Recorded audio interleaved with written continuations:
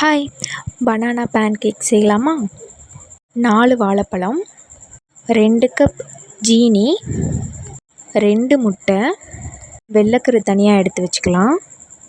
மஞ்சக்கருவை பனானாவோட சேர்த்துடலாம். இப்போ இது எல்லாத்தையும் சேர்த்து அரைச்சி எடுத்துக்கலாம். வெள்ளைக்கருவை பீட் பண்ணிக்கோங்க. இப்போ அந்த வெள்ளைக்கரு பீட் பண்ணியிருக்கோம் இல்லையா, அதில் கொஞ்சம் கொஞ்சமாக மிக்சியில் அரைச்ச பேட்டரை கொஞ்சம் கொஞ்சமாக சேர்த்துக்கலாம். சுகர் எடுத்த அதே கப்பில் மைதா எடுத்துக்கலாம். 3 கப் மைதா கொஞ்சம் கொஞ்சமாக ஆட் பண்ணிக்கலாம். நான் மில்க் எசன்ஸ் ஆட் பண்ணியிருக்கேன். நீங்கள் வெனிலா எசன்ஸ் கூட இதில் ஆட் பண்ணிக்கலாம். சுகர் வேணாம் அப்படின்னா நாட்டு சர்க்கரை யூஸ் பண்ணிக்கோங்க. மைதாவுக்கு பதிலாக கோதுமை மாவு யூஸ் பண்ணிக்கலாம். எண்ணெய் இல்லாட்டி பட்டர் ஊற்றி பொறுமையாக சிம்மில் வச்சு வேக வச்சு எடுத்தீங்க அப்படின்னா ஒரு ஸ்வீட்டான கிறிஸ்பியான பேன் கேக் ரெடி. பாய், நெக்ஸ்ட் வீடியோவில் பார்க்கலாம்.